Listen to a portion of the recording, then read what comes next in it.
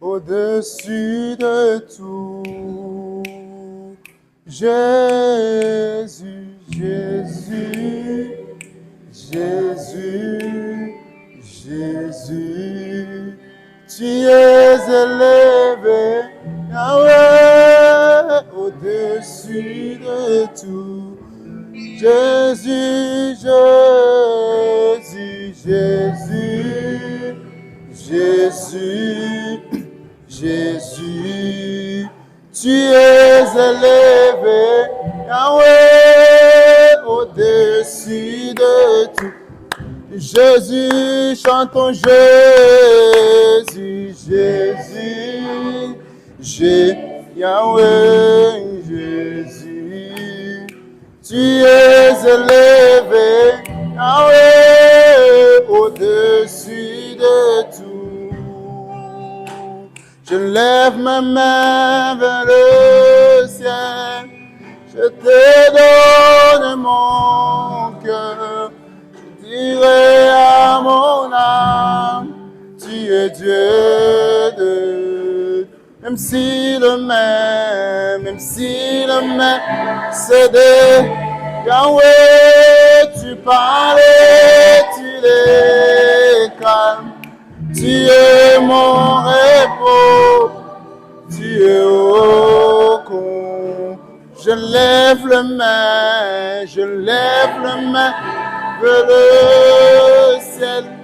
Je te donne mon Yahweh, je dirai à mon âme, tu es Dieu. Même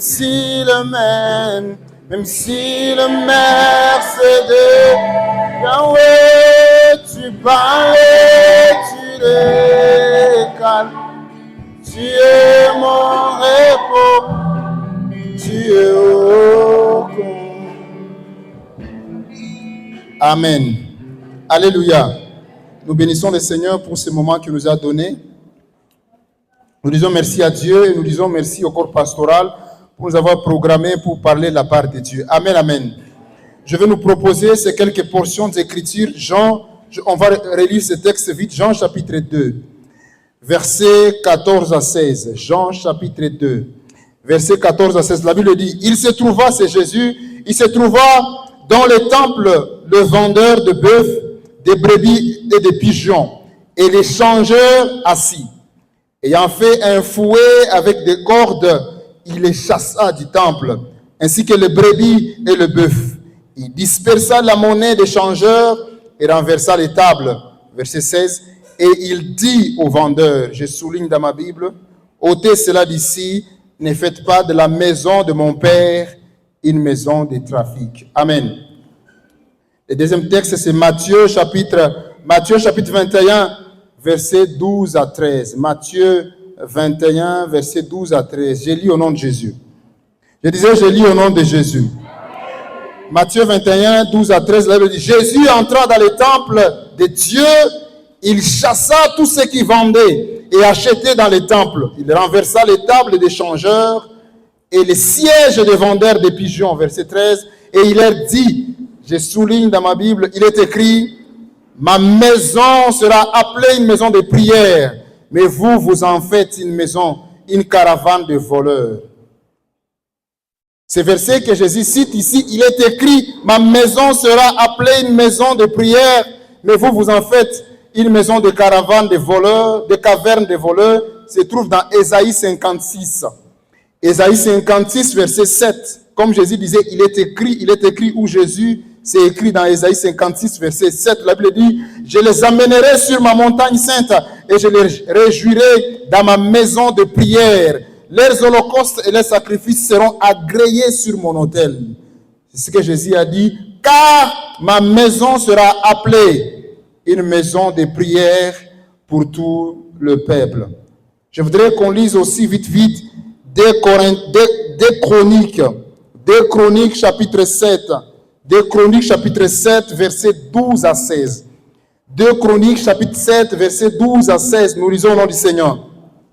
L'Éternel apparut à Salomon pendant la nuit et il lui dit, j'exauce ta prière et j'ai choisi ce temple, j'ai choisi cette église, J'ai choisi cette maison, ces lieux, comme ma maison, comme la maison où l'on devra m'offrir des sacrifices.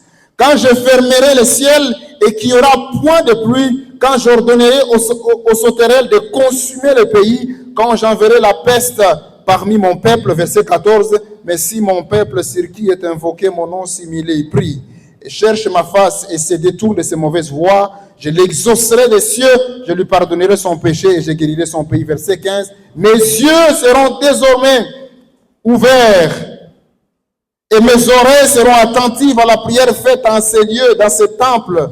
Verset 16, maintenant je choisis cette église, je choisis ce temple et je le sanctifie. Je sanctifie cette maison pour que mon nom y réside à jamais.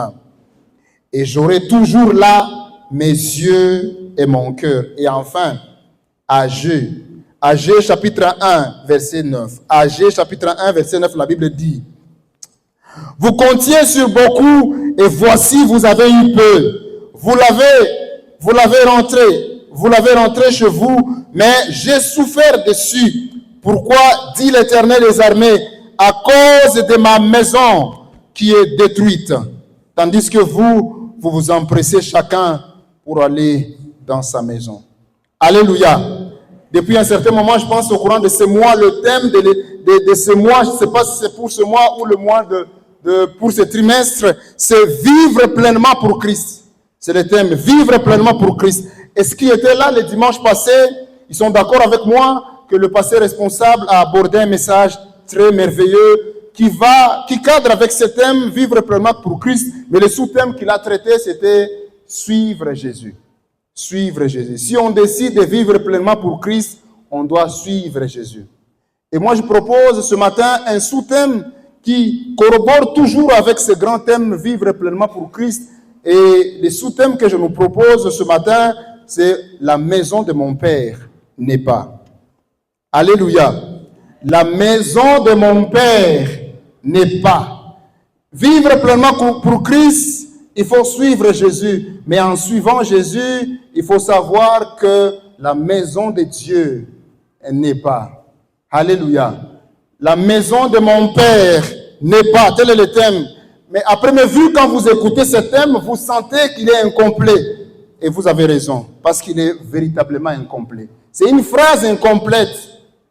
Une phrase est constituée de trois choses, le sujet, le verbe et le complément. Ça, c'est la syntaxe à l'école secondaire. Amen, amen.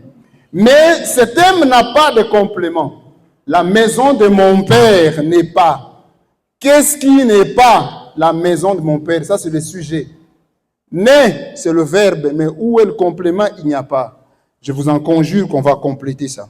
Alléluia. La maison de mon Père n'est pas. Ce message de ce matin, cet avant-midi, ça signe trois grands objectifs. Le premier objectif de ce message, c'est préparer l'église locale aux turbulences qui sont en train de frapper le monde aujourd'hui. L'église locale, notre église, sera et il est en train d'être frappé par des turbulences économiques, sanitaires, et c'est pas sécuritaire. Il y a des gens aujourd'hui qui n'ont pas communié parce que dans leurs églises, dans leurs endroits, il y a la guerre. L'église est en train de passer par des moments de turbulence, non seulement économiques, non seulement sécuritaires, mais aussi des turbulences au niveau social. J'ai été à Uvira. Ceux qui connaissent Uvira, ils ont appris que dans une église à Mulongwe, les gens se sont battus en plein culte. Ils ont filmé pasteur n'a connu chaleur. L'église est en train de passer par des moments de turbulence. Il faut donc préparer cette église. Et c'est là la pertinence de ce message, l'importance de ce message. L'église traverse des moments difficiles, non seulement à Mulongo, mais à Kavimvira aussi. L'église, les gens se sont tapés, les diacres,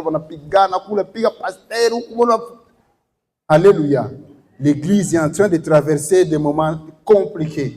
Il faut donc préparer l'église. Et notre thème, n'oubliez pas, ma maison n'est pas. La maison de mon Père n'est pas. Le deuxième objectif ce matin de ce message vise à nous dire que Dieu nous connaît.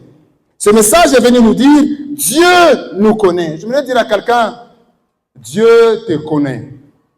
Il connaît qui tu es. Il connaît tes besoins. Mais au-delà de ça, il connaît aussi ce que tu fais en cachette. Il connaît ce que tu fais quand tu es seul. Et ce message est venu te rappeler, est venu me rappeler que Dieu me connaît. Dans Apocalypse chapitre 2, verset 2, Apocalypse chapitre 2, verset 2, alors que l'ange est en train de dire au prophète, à Jean-Baptiste d'écrire des choses, il dit à l'église, écrit à l'église d'Éphèse, Apocalypse chapitre 2, verset 2, je connais tes œuvres.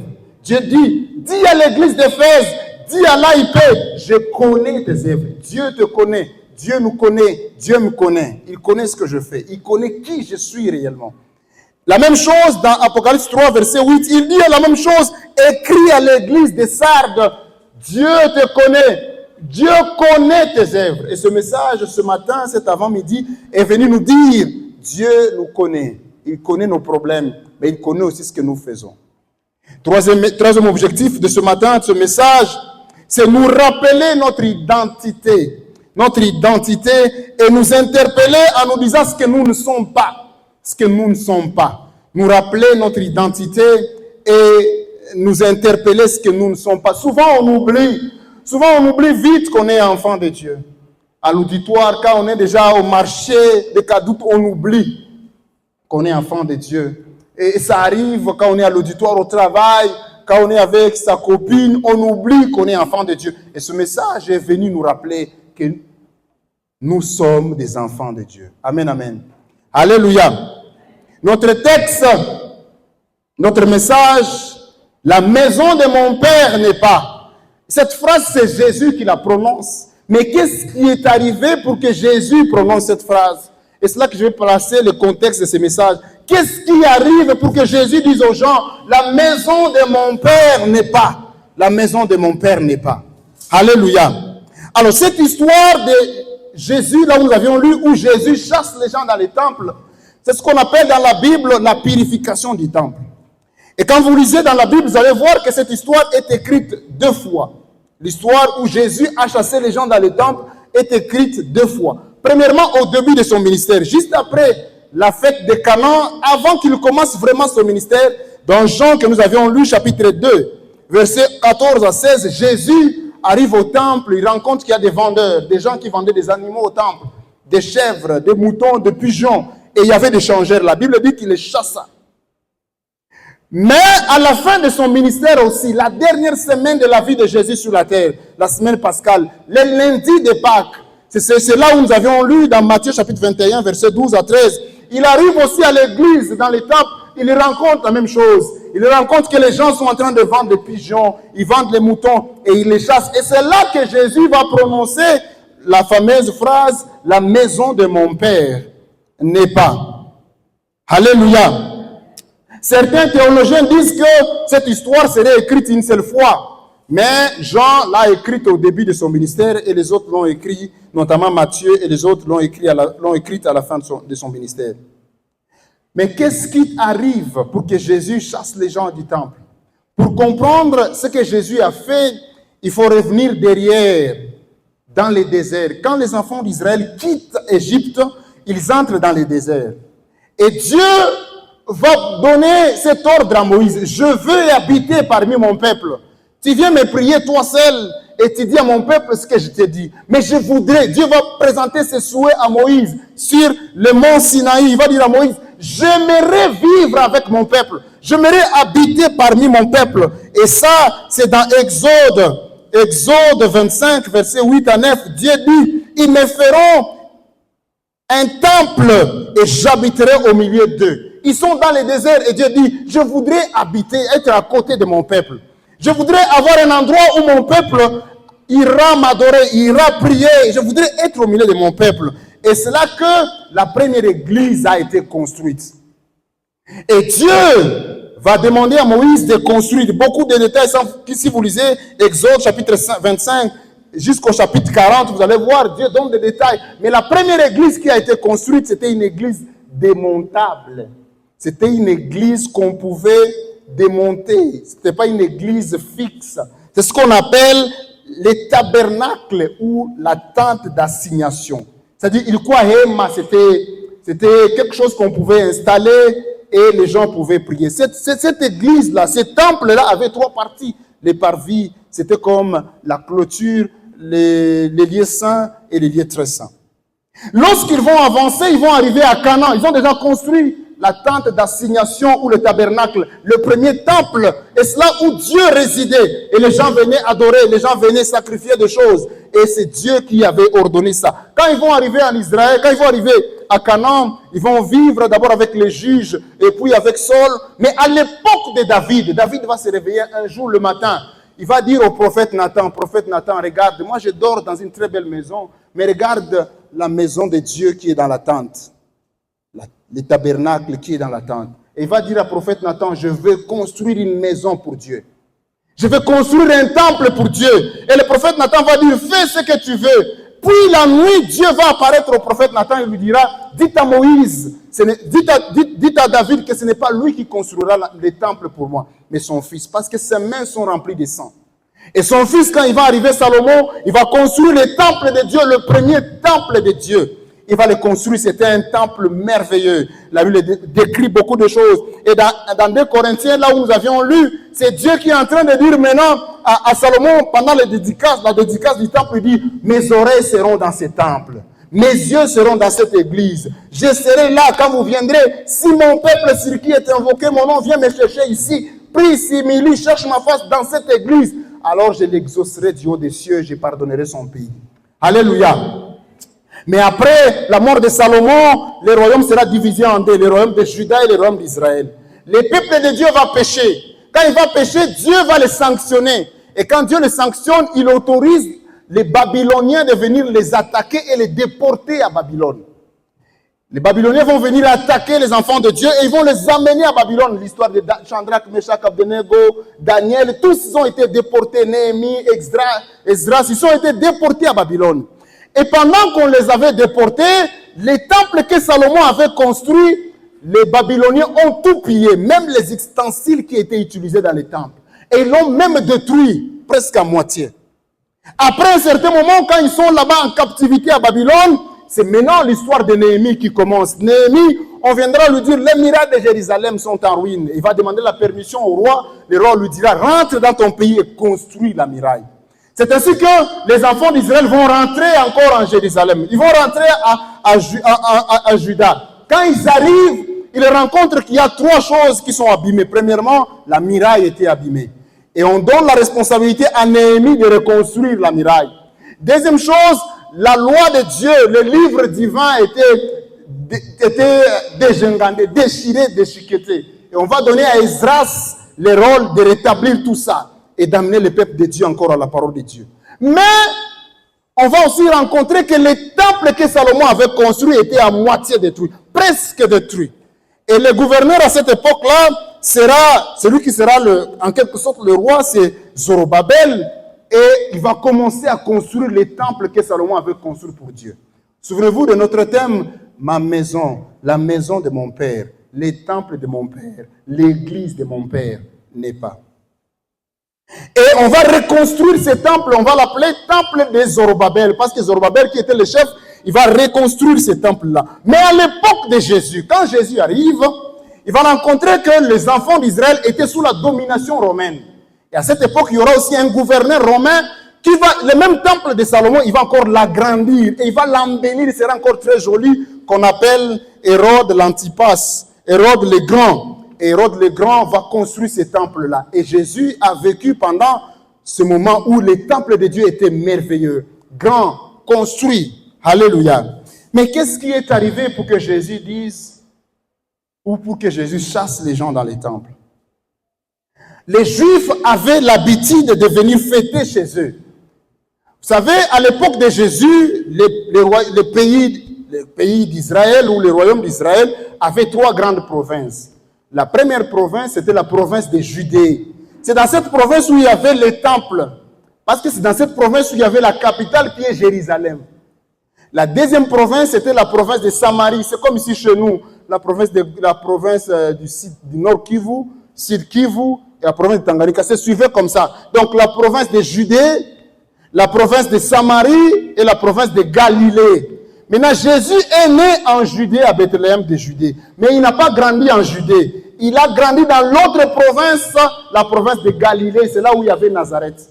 Maintenant, qu'est-ce que les Juifs faisaient? Chaque fois qu'il y avait une grande fête, tous les Juifs Tout ce qui était éparpillé dans le monde, tous ceux qui étaient dans les différentes provinces devraient se rencontrer dans la province de Judée. Par exemple, à Goma, tous ceux qui sont dans la province de Tanganyika, province de Sud-Kivu, ils devraient aller à Goma, dans la province de Judée, pour fêter là-bas. Et les Juifs avaient 3 grandes fêtes qui les réunissaient tous à Jérusalem. La première fête, c'est ce qu'on appelle Pesha en hébreu.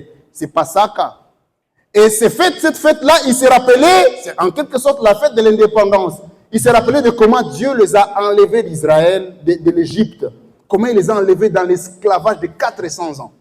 Et tout le monde, tous les Juifs devraient se rencontrer en Israël. C'est pourquoi Jésus aussi était à Jérusalem ce jour-là.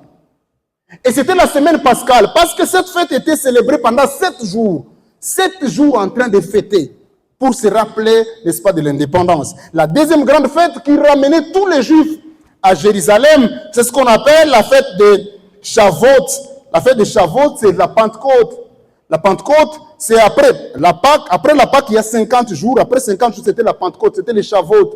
Et pendant cette fête-là, les Juifs se rappelaient de 2 choses. Premièrement, ils se rappelaient de la récolte, parce que c'était une fête de récolte. Deuxièmement, ils se rappelaient de comment Dieu a donné à Moïse les 10 commandements sur le mont de Sinaï dans le désert. Alors tous, ils étaient là. Troisième fête, troisième plus grande fête, c'est ce qu'on appelle la fête Chokot. La fête Chokot, c'est la fête de Kaban. En fait, les Juifs se rappelaient de comment ils ont passé dans le désert et comment ils dormaient dans des tentes.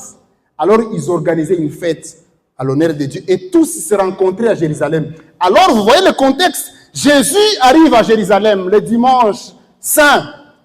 Pour eux, c'était le premier jour de la semaine. Il arrive à Jérusalem, on chante Hosanna, Hosanna au fils de David.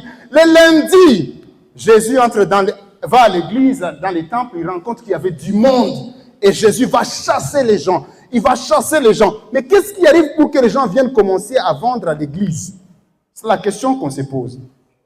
En fait, quand les Juifs venaient pour fêter la Pâque, pendant 7 jours, tous les Juifs étaient là. C'était une obligation pour chaque adulte, premièrement. Pour les Juifs, un adulte, c'est quelqu'un de 20 ans. Pour chaque adulte, il devrait donner un impôt, ce qu'on appelle un tribut. Il devrait donner un montant à Dieu sur cette fête-là de Pâques. Il devrait aller donc à l'église et donner un montant. C'est comme un tribut. On appelle ça un tribut, un montant. En hébreu, on appelle un demi-cycle. C'était ça le nom du montant. Franga Zangelipanak. Comme taxe, comme impôt qu'il faut donner pour le service à l'église, pour aider l'œuvre de Dieu. Et c'était obligatoire. C'était obligatoire. Il y a beaucoup de versets qui disent ça. Alors, tous les Juifs, comme ils étaient à Jérusalem, la capitale, ils devraient donc aller à l'église. C'est là à l'église où ils devraient aller donner leur offrande. Obligatoire pour chaque fête. Chaque adulte devrait donner un demi-cycle d'argent. Mais qu'est-ce qui s'est passé? Dieu leur avait dit qu'ils devraient donner ce montant-là en hébreu, dans leur montant local, leur argent local. Mais à cette époque-là, la monnaie qui était la plus utilisée, c'est la monnaie romaine. Parce que c'était des Romains qui dirigeaient. C'est comme aujourd'hui, par exemple, on a les francs congolais, on a les dollars. Et Dieu exige aux gens, vous serez toujours, quand il y a des fêtes, vous serez toujours en train de me donner, c'est un exemple que je donne, vous me donnerez 3000 francs chaque adulte. 3000 francs, c'est en monnaie locale, n'est-ce pas? Maintenant, les Juifs aussi, Dieu leur avait dit qu'ils devraient donner chacun un demi-cycle. Mais quand ils arrivent, la monnaie la plus utilisée là-bas à cette époque-là, c'était la monnaie romaine. Ils avaient donc beaucoup plus l'argent des Romains que la monnaie locale. Alors, il faudrait changer cet argent-là. C'est ainsi que les changeurs vont dire, tu n'as pas ta coupe. Comme va tu trop, tu zogele que le pémine à canis.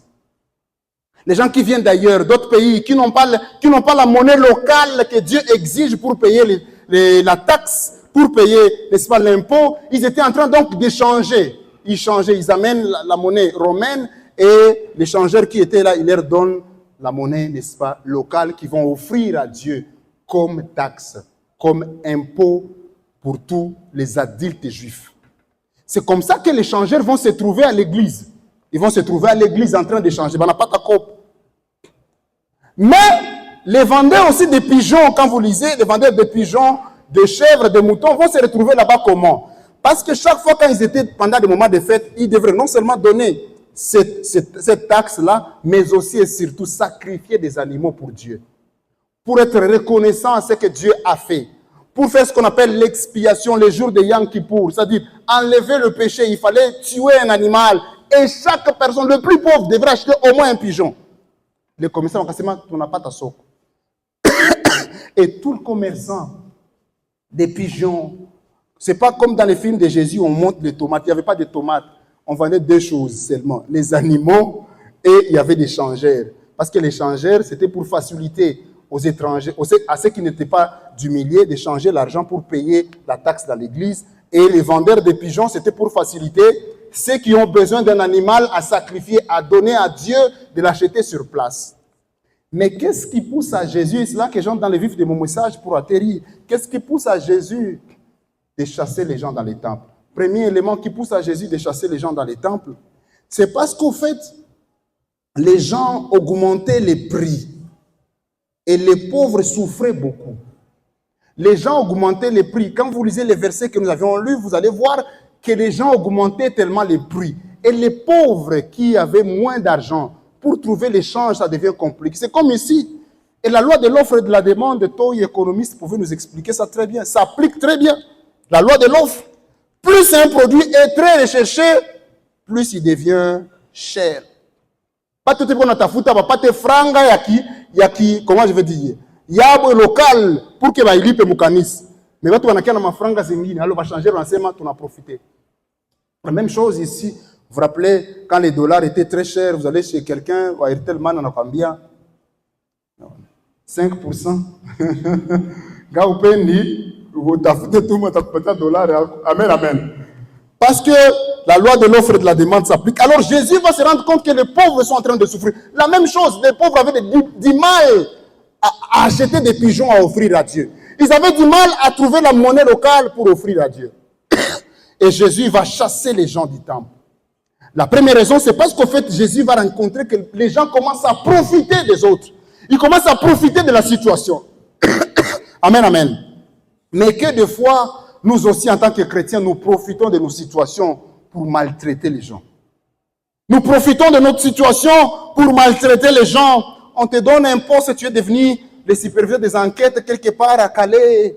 Les bénéficiaires, ça devient une occasion. Mingo chef, mingo d'abandi, comment voter? On a soupa. On a soupa, ça c'est comme on a gilet.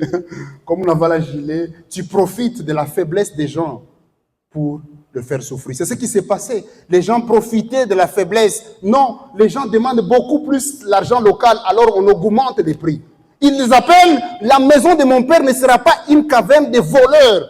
Pour Jésus, ils étaient en train de voler les gens. Un pigeon qui coûtait autrefois 1000 francs, mais comme il y a déjà beaucoup de gens tout pendus chez Bay, il y a 3500.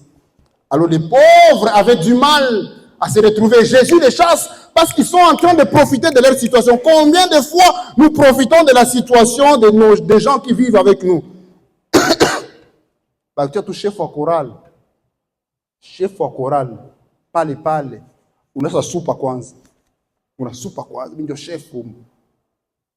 Unaenda tu kwa mtu na yeye ndio dirigeant wa choral. Encore mpatia mabugali sana. Mabugali. Avec cette faiblesse, on a président, est-ce que vous n'y pas l'idée les nyimbo? Ou t'as l'idée? Non, t'as l'idée les dimanches. Amen, amen. Combien de fois nous profitons de la faiblesse des gens pour les amener plus loin? Quelqu'un vient te prêter l'argent, tu sens qu'il est dans des conditions très difficiles, et c'est ton frère, ou c'est quelqu'un que tu connais, tu es dans des conditions très difficiles. Et oui, c'est ta famille, donc tu as $100 et vous faites nos mieux yote. Non, nous t'ongez à ta route à 200. Ta route à 200. Et qu'est-ce qu'il va faire? Tu es papa, c'est toi qui travailles à la maison. Comme c'est toi qui amènes beaucoup d'argent à la maison, tu profites de cette situation-là pour écraser tout le monde. Tu es maman, papa n'a pas de travail, ça fait 2 mois, 3 mois, c'est toi qui as le travail. Tu profites de cette situation-là pour écraser. Et Jésus dit, la maison de mon Père n'est pas une maison où on profite des situations pour écraser les autres. Alléluia. Alléluia. Alléluia. J'ai vu des gens, même quand on était à l'école, à l'ISDER, ici, des gens qui distinguaient, ils profitaient de cette occasion-là pour faire des TP aux filles et profiter de cette occasion-là pour coucher avec les filles. Profiter de la faiblesse des gens pour les maltraiter. Et Jésus ici était indigné. Mais la deuxième chose et la plus importante qui a indigné Jésus et qui a fait que Jésus puisse chasser les gens du temple, et ça, c'est là le nœud de notre message, les gens ont utilisé l'Église pour d'autres fins. Ils ont utilisé l'Église pour d'autres objectifs. Au lieu d'utiliser l'Église pour la prière, ils ont commencé à utiliser l'Église comme un endroit de commerce. Ils ont commencé à vendre des choses. Et Jésus va leur dire, c'est là notre thème, la maison de mon Père n'est pas. Alléluia. Mais dans la Bible, quand on parle de la maison de mon Père, Jésus, quand il arrive, il se rend compte que kanisa nakosa kwa bachingazi. Kanisa nakosa kwa bachingazi. Maka bakia omba baitwe na bataomba, bakukia luwa baitwe na bataluwa, batote biko muluyenge tumu. Ni pati pigeon ngapi? Monnaie yangu nangu shalare. Asema non. Ils ont changé l'usage. Vous vous rappelez de ce que Dieu avait dit à Salomon? J'ai besoin, il avait dit d'abord à Moïse, j'ai besoin de trouver un endroit où je serai en train de séjourner avec mon peuple. Il a dit à Salomon, mes oreilles seront attentives en ces lieux-là. Maintenant, les oreilles de Dieu, au lieu d'écouter la prière, ils commencent à écouter les marchandages. 2000 francs. Ah bah, 2000. Et Jésus arrive et dit, non, ces gens, ils ont changé l'objectif de la maison de Dieu. Ils en ont fait autre chose. Alléluia. Dans la Bible, quand on parle de la maison de Dieu, c'est là que je suis en train d'entrer dans le vif de mon message. Dans la Bible, quand on parle de la maison de Dieu, il y a 5 maisons de Dieu dans la Bible. La première maison de Dieu, c'est le temple là des Juifs. La maison là dans laquelle Jésus a chassé les gens. C'était le temple construit par les Juifs. Ça, c'est la maison de Dieu. Mais la deuxième maison de Dieu dans la Bible, c'est nos familles. Nos familles. Lorsqu'une famille décide de servir Dieu, lorsque le papa de la famille, la maman de la famille, les enfants de la famille décident de travailler pour Dieu, cette famille-là, ce foyer-là devient la maison de Dieu. Est-ce qu'on est ensemble? Et c'est Josué qui nous le dit. Dans Josué, Josué chapitre 24, verset 14, il dit, « Moi et ma maison, nous servirons Dieu. Ma maison deviendra donc le temple où nous serons en train de servir Dieu. » Alléluia. Est-ce qu'on comprend ces significations-là? 5 significations, quand Jésus dit, la maison de mon Père n'est pas. 5 significations de la maison de Dieu. La première, c'est le temple physique d'Israël à cette époque à Jérusalem. La deuxième, c'est le foyer, le ménage d'un diacre, le ménage d'un pasteur, le ménage d'un chantre, le ménage d'un papa chrétien, d'une maman chrétienne. Cette famille-là, c'est la maison de Dieu. Et c'est Josué qui nous le dit. Ma maison et moi, nous servirons le Seigneur. Parce que nous sommes les temples de Dieu. Deuxième signification de la maison de Dieu. La maison de Dieu signifie l'église universelle. Ça veut dire l'ensemble de tous ceux-là qui ont reçu Jésus-Christ dans le monde. Il constitue ce qu'on appelle le corps de Christ. Il constitue aussi, dans la Bible, on les appelle, il constitue la maison de Dieu. Il constitue le temple de Dieu. Alléluia. Alléluia. Première signification de la maison de Dieu, c'est l'église de Jérusalem à cette époque-là.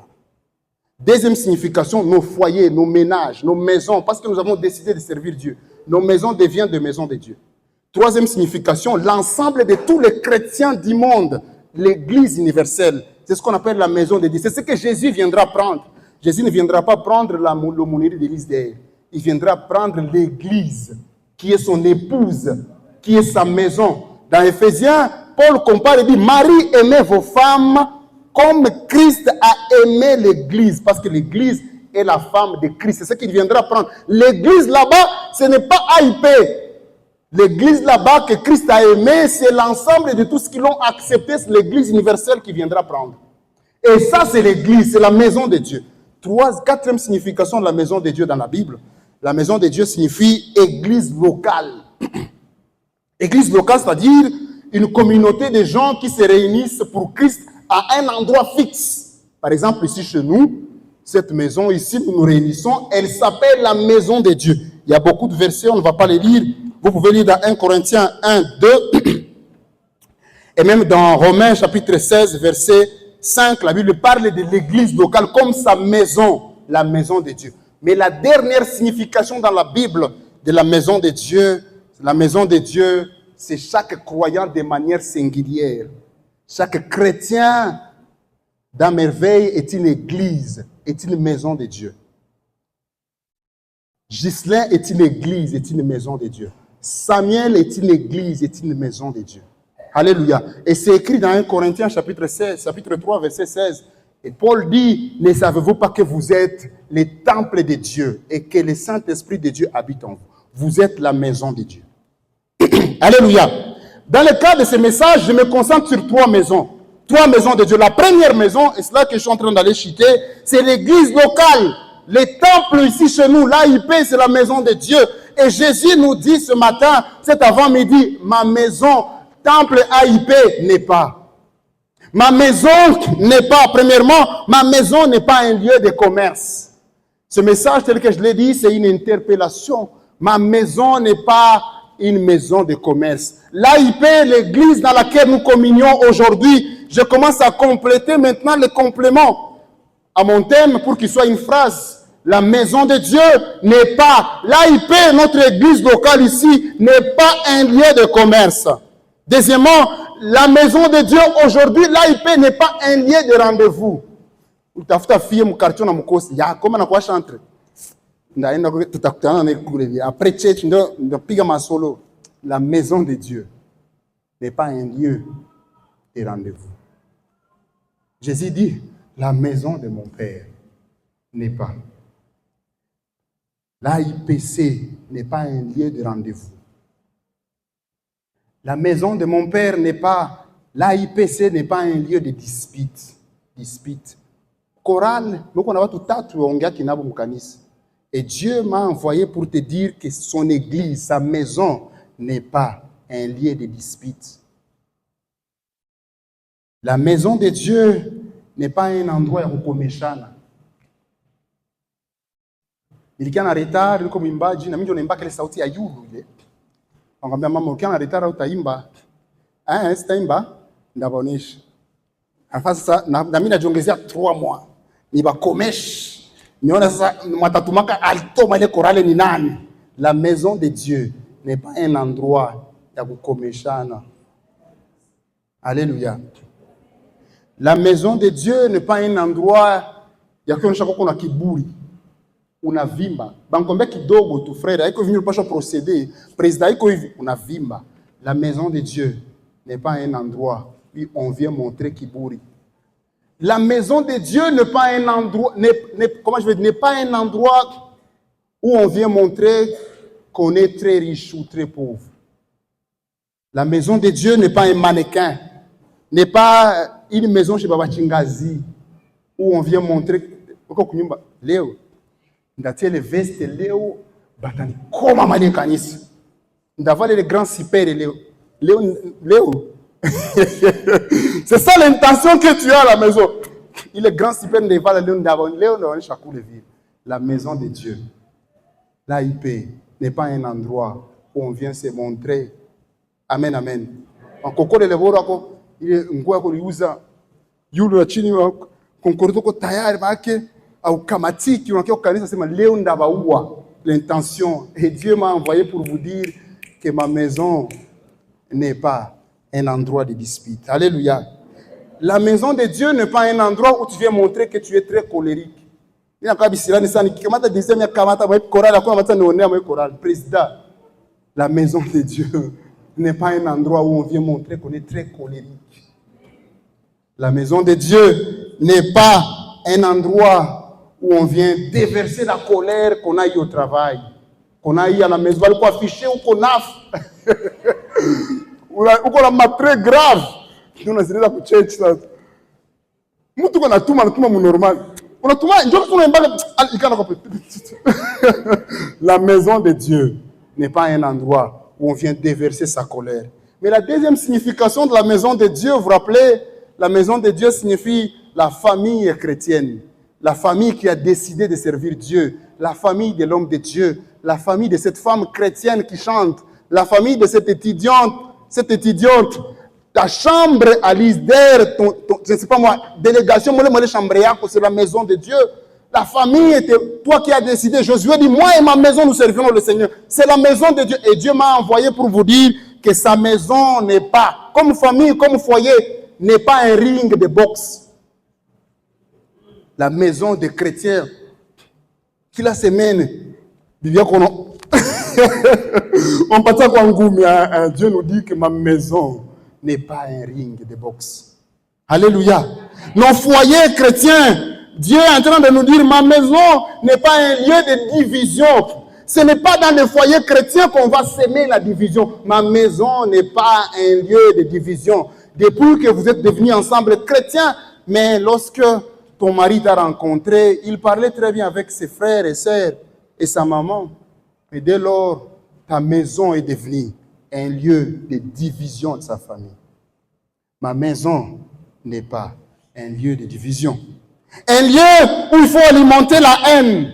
La haine contre Banako, c'est méchant qui t'aime. C'est méchant na Banako, c'est méchant na Babakia, c'est méchant na Maman comme c'est méchant qui t'aime. Et tu es chrétien, enfant de Dieu. Ta maison comme foyer, comme la maison de Dieu, elle n'est pas un endroit de la haine. Elle n'est pas un endroit où on érige la haine. Ce n'est pas un endroit, la maison de Dieu comme foyer, n'est pas un endroit. Aujourd'hui, dans les foyers chrétiens, Ndazire Bougali commence pendant 2 semaines. Si tu as chakula que manyumba pendant 2 semaines, ni monesh, ni mukomesh. La maison de Dieu n'est pas. La maison de Dieu n'est pas un endroit où on se vole. Aujourd'hui, nous, les couples, il arrive des fois vous volez. On a nyumba. On a famille. Tu as trouvé l'argent, $20, $30, on t'a donné le salaire. Encore chez madame et tout. Mais le premier, il m'a scoubi tout comme piment, ça. Il comme piment, vraiment, le boulot, 100 balles, tu dis pas 100 balles et tout. Non, que ça, 50. Et Dieu me dit de te dire que sa maison n'est pas un endroit de méchant. La maison de Dieu n'est pas un endroit de kujibiana mubaya. Parce que nous sommes la maison de Dieu. Et la dernière signification sur laquelle je vais m'appesantir d'ailleurs, c'est Paul qui est en train de dire que la maison de Dieu, c'est nos corps. 1 Corinthiens chapitre 3, verset 16, la Bible dit, ne savez-vous pas que votre corps est le temple du Saint-Esprit et que l'Esprit de Dieu habite en vous.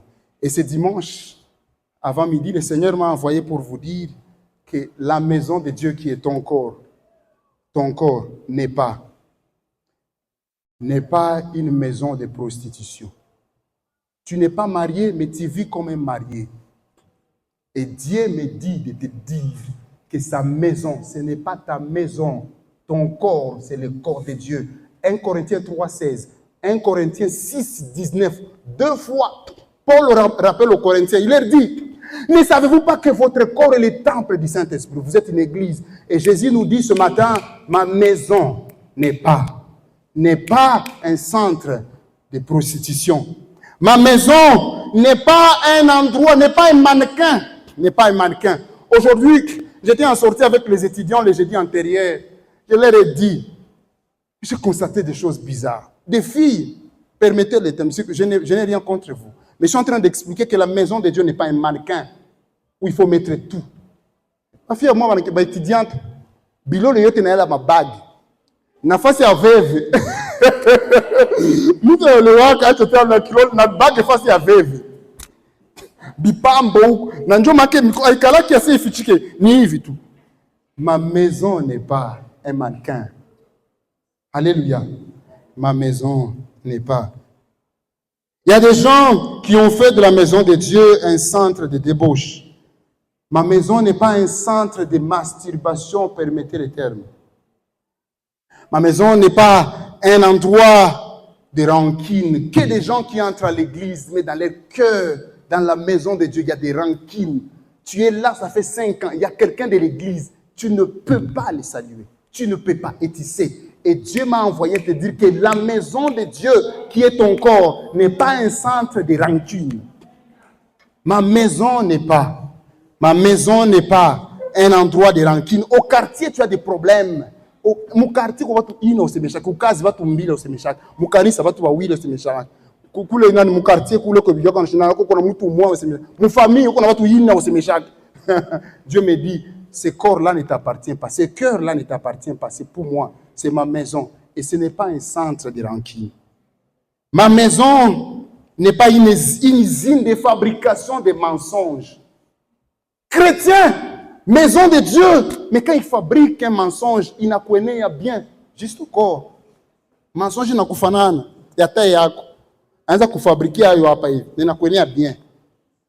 Ma maison n'est pas un centre de mensonges. Garçon chrétien à l'église, on a danganya ma fille grave.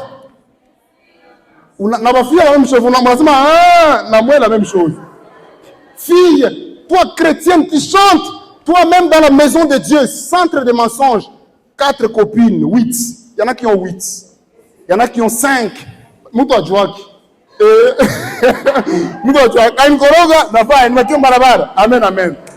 Ma maison n'est pas une usine de fabrication de mensonges. Alléluia. Ma maison n'est pas un centre de toxicomanie, bangi, cigarette, kapombe, kadogo. Ma maison n'est pas. Je termine en concluant en disant ceci. Quelle est la chose que nous avons amenée dans la maison de Dieu et qui n'est pas propre à cette maison? Quels sont les objectifs que nous avions donnés à la maison de Dieu, mais qui ne concernent pas cela? Jésus arrive au temple, il se rend compte, Dieu a construit ce temple pour la prière, pour l'adoration, mais les gens ont utilisé ça pour d'autres fins. Ton foyer n'a pas été mis en place pour des combats, pour des rancines avec ta femme ou ton mari, pour que vous commettiez, non, ce n'est pas ça. Ton corps n'est pas une usine de fabrication de mensonges, n'est pas une maison de tolérance, ça appartient à Dieu. Et notre église locale n'est pas un endroit où on vient déverser de mauvaises choses. C'est toi qui crées la haine. À l'église, c'est toi qui crées la haine. Quoi, ça vous voulez? Encore, puis au calé. Encore calé. Comme dirigeant ou carré. Comme dirigeant ou la maison de mon père n'est pas. Il y a des conséquences quand on écoute un message comme ça et on ne change pas. La première, c'est que Dieu détruit la maison qui a écouté le message mais qui n'a pas changé. Une maison qui n'a pas changé, au début du ministère de Jésus, il a fait la même chose et au soir il s'est dit, à la fin encore il se rend compte que les gens n'ont pas changé, il a cassé tout. Il a tout cassé parce que la maison de mon père n'est pas un corps qui est le centre de la débauche et vous chantez pour le Seigneur. Un foyer où vous êtes le centre de disputes, de conflits, de choses. Dieu va détruire ces foyers-là. Si notre église, nous faisons de ça une autre chose, nous amenons d'autres objectifs à l'église, Dieu va les détruire. Si ton corps, tu fais de ça autre chose que ce que Dieu t'a assigné de faire, il va les détruire. C'est écrit dans vos Bibles. 1 Corinthiens chapitre 3, verset 17. 1 Corinthiens chapitre 3, verset 17, la Bible dit, si quelqu'un détruit le temple de Dieu, Dieu le détruira. Car le temple de Dieu est saint. Et c'est ce que vous êtes. Si quelqu'un prend le temple de Dieu, il en fait un centre de débauche. Tu n'es pas marié, tu vis comme un marié. Dieu va te détruire, tu vas regretter ta vie. Si tu prends ta maison, tu en fais un centre de mensonges. Tu en as toi-même 8 copines, on va star. 5 copains, on va star. Et tu chantes pour Dieu la maison de Dieu. Un centre de mensonges. Dieu va te détruire. Et Dieu, il dit, si quelqu'un détruit le temple de Dieu, Dieu le détruira, car le temple de Dieu est saint, et c'est ce que vous êtes. Tu viens à l'église chaque jour, mais dans ton cœur des rancines contre un frère de l'église, Dieu va te détruire. À te accentuer, il n'a quoi tension, il n'a quoi diabète. Comme ça, on a couvert tout le mois pour le mois. Alléluia. Parce que la maison, c'est la Bible dit, si quelqu'un détruit le temple de Dieu, Dieu le détruira. Mais la deuxième conséquence, c'est là que je suis en train de terminer, c'est que ceux qui ont écouté ce message, s'ils ne changent pas, ils seront punis doublement. Et c'est écrit dans vos Bibles. Luc chapitre 12, verset 47. Là, il dit ceci, les serviteurs qui, ayant connu la volonté de son maître, Luc 12, 47, les serviteurs qui, ayant connu la volonté de son maître, mais qui n'a rien préparé, qui n'a pas agi selon cette volonté-là, sera tapé d'un grand nombre de fouets. Nous qui prêchons, nous qui chantons l'amour, nous qui prêchons l'amour, nous serons les premiers à la barre. Parce que c'est nous qui serons frappés plus fort. Je voudrais prier avec quelqu'un. Les chants qui montent dans mon cœur, c'est Unifanye kama wewe unifinyange. Avant qu'on chante ces chants, je vais chanter avec quelqu'un qui sent qu'il a changé l'objectif de la maison de Dieu. Il n'est plus ce corps qui rend gloire à Dieu. il n'a plus un foyer qui rend gloire à Dieu. Il vient à l'église, mais avec beaucoup d'objectifs qui ne sont pas des objectifs de prière, d'adoration. Des objectifs de destruction. Tu as intoxiqué les gens. Ah, tu t'attends comme les canis. Tu t'attends comme les canis, ça. Tu t'es dans la ville et tu t'attends comme les canis. Et tu sens qu'il y a quelque chose que tu as amené dans la maison de Dieu, comme église locale, mais qui ne ressemble pas à Dieu. Tu vas venir, tu vas te lever, on va prier le Seigneur. Tu sens que dans ton foyer, tu as amené quelque chose comme le temple de Dieu. Tu as amené quelque chose qui ne plaît pas à Dieu, qui n'est pas de la maison de Dieu. Jésus nous dit ce matin, la maison de mon Père n'est pas. Si c'est dans ton corps, tu sens que le corps ici, il y a des choses, des mensonges, des choses que tu as amenées. Tu es incapable d'arrêter cette masturbation. Dieu nous dit, ma maison n'est pas un centre de masturbation. Ma maison n'est pas un centre de prostitution. Ma maison n'est pas un endroit d'alcool. Ma maison n'est pas. Ma maison n'est pas. C'est quelqu'un qui est comme moi. Moi aussi, j'ai beaucoup de faiblesses. Je ne viens jamais vous prêcher un message que je ne me suis pas prêché moi-même à la maison. Alléluia. Le fait de te lever, c'est un signe pour dire à Dieu, j'accepte cette faiblesse et j'ai besoin de toi. Ah ouais,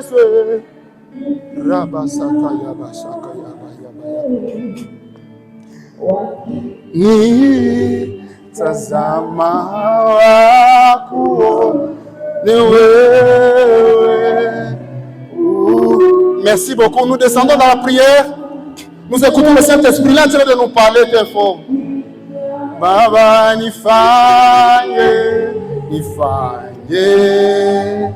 kama wewe unifinya. Yawe Baba, wakinita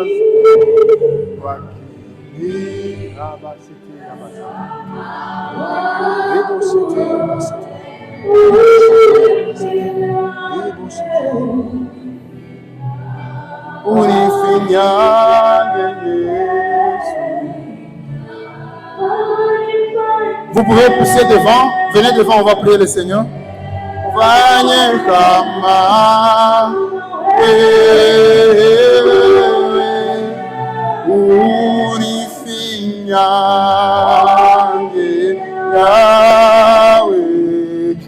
Wakinitazama mimi, wakinitazama wako. Raba sete yebo seke yebo satayaba. Rebo sete yaba. Unifinyange Yesu. Il y a quelqu'un qui lutte avec son cœur. Il y a quelqu'un qui lutte avec son cœur. Dieu est en train de te dire que ce comportement n'est pas digne de son corps, n'est pas digne de son temple. Tu as changé les objectifs de ton foyer. Tu as changé les objectifs de ton corps. Tu as changé les objectifs de l'église. Et il dit, ma maison n'est pas un centre de mensonges. Ma maison n'est pas un centre de désordre. Mon corps, ton corps, c'est le corps de Dieu. Cette maison, c'est la maison de Dieu. Ton foyer appartient à Dieu. Ce comportement en tant que papa de la famille n'est pas digne d'une maison de Dieu. Ce comportement en tant que maman de famille n'est pas digne d'une maison de Dieu. Alléluia. Au nom puissant de Jésus. Cette façon de faire ne plaît pas au Seigneur. Ce comportement-là ne plaît pas au Seigneur. Et le Saint-Esprit est en train de te le montrer. Il est en train de te montrer cela. Parce qu'il veut que tu changes. Sa maison n'est pas un centre de conflit, un centre de débauche, un centre de choses qui sont bizarres.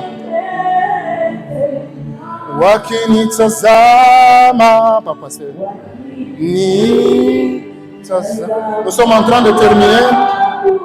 C'est toi que nous entendons.